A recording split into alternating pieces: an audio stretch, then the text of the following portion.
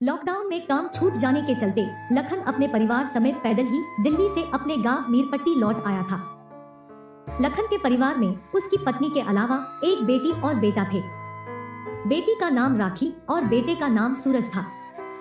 दिल्ली में राखी अपनी माँ के साथ दूसरों के घरों में चौका बर्तन का काम करती थी। सूरज अभी छोटा था और सरकारी स्कूल में पढ़ने जाता था।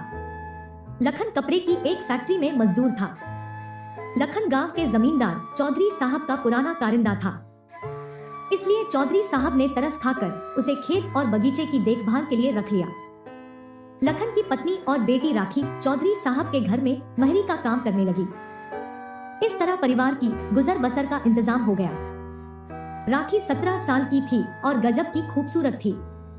कदकाठी लंबी गोरी छरहरी काया, बड़ी बड़ी आंखें, मासूम चेहरा और चंचल स्वभाव के चलते वह किसी की भी नजरों में चढ़ जाती थी। राखी को अपनी खूबसूरती का एहसास था। वह उसके प्रदर्शन में कोई कोताही नहीं बरतती थी। उसका प्रेमी जुगल दिल्ली में राजमिस्त्री का काम करता था।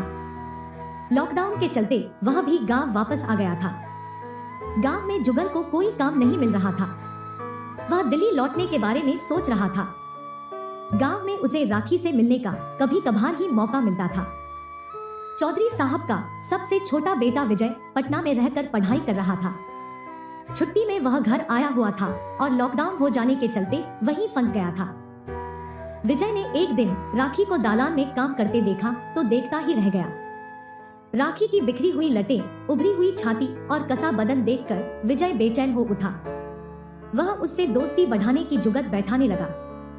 मौका देखकर विजय ने राखी से अपने मन की बात रखी। राखी, मैं तुम्हें पसंद करता हूँ और तुमसे शादी करना चाहता हूँ। छोटे मालिक, आप बड़े लोग हैं और आप मुझ जैसी गरीब लड़की से शादी करेंगे? राखी ने अंगड़ाई लेते हुए पूछा। राखी, जमाना बदल गया है, अब कोई बड़ा छोटा नहीं है, विजय ने कहा। राखी विजय के झांसे में आ तो गई, पर फिर भी उसे यकीन नहीं हो रहा था कि वह इस परिवार की बहू भी बन सकती है। उसने यह बात जुगल को बताई। जुगल ने समझते हुए कहा, विजय बाबू शादी का झांसा देकर तेरी जवानी को भोगना चाहते हैं। वे पढ़े लिखे अमीर लोग हैं। किसी गरीब 5वीं जमात पढ़ी लड़की से कभी शादी नहीं करेंगे। जुगल के समझाने पर राखी समझ गई।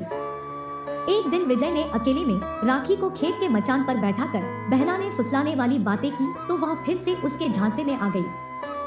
विजय राखी को यह यकीन दिलाने में कामयाब रहा कि जुगल को राखी की किस्मत देखकर जलन हो रही है। लालच में पड़कर राखी ने विजय को हाँ कह दी और पल भर में जुगल के प्यार को भुला बैठी। क्या सोच रही हो मेरी जान, आओ ना रोमांस करें, राखी के उभारों को सहलाते हुए विजय ने कहा तो राखी का तनमन मचल उठा। विजय ने अपने होंठ राखी के दहकते होंठ पर रख दिए और हाथों से उसके बदन को सहलाने लगा। राखी तड़प कर विजय से लिपट गई। दोनों ने जी भरकर अपनी प्यास बुझाई। अब विजय का जब भी मन करता वह राखी के साथ रिश्ता बनाता था। राखी भी अब जुगल से मिलने से कतराने लगी थी। जुगल समझ गया कि राखी विजय के चंगुल में फंस गई है। उसने राखी को कई बार समझने की कोशिश की, लेकिन वह जुगल से बात ही नहीं करना चाहती थी। इसी बीच लॉकडाउन खुल गया। मजदूर वापस काम पर जाने लगे थे। जुगल दिल्ली लौट आया। लखन को भी उसकी फैक्ट्री से काम पर आने का फोन आया। फैक्ट्री का मालिक पहले से ज्यादा तनख्वाह देने के लिए तैयार था। गांव में बस किसी तरह गुजर बसर हो रही थी, इसलिए लखन भी दिल्ली आने की सोच रहा था। यह बात राखी ने विजय को बताई। मेरा भी कॉलेज शुरू होने वाला है, मैं भी यहाँ से चला जाऊंगा। तुम भी अपने पिताजी के साथ दिल्ली चली जाओ। समय आने पर मैं शादी के लिए घर में बात करूंगा। ध्यान रहे कि समय से पहले किसी को इसकी भनक न लगे, विजय ने राखी को चूमते हुए समझाया। राखी अपने पापा के साथ दिल्ली चली आई। विजय पटना चला गया। पहले तो उन दोनों में फोन पर बात होती रहती थी, पर धीरे धीरे विजय ने पढ़ाई का हवाला देकर बात करना बंद कर दिया। राखी को विजय का यह बर्ताव अजीब लग रहा था।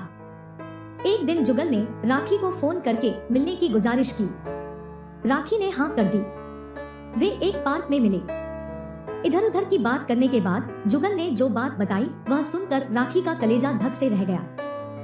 जुगल ने बताया, राखी, विजय बाबू ने धूमधाम से अपनी जाति की एक पढ़ी लिखी लड़की से शादी कर ली है। राखी का मन जुगल की बात मानने को तैयार नहीं था। जुगल ने राखी को अपने मोबाइल फोन में विजय की शादी की तस्वीर दिखाई।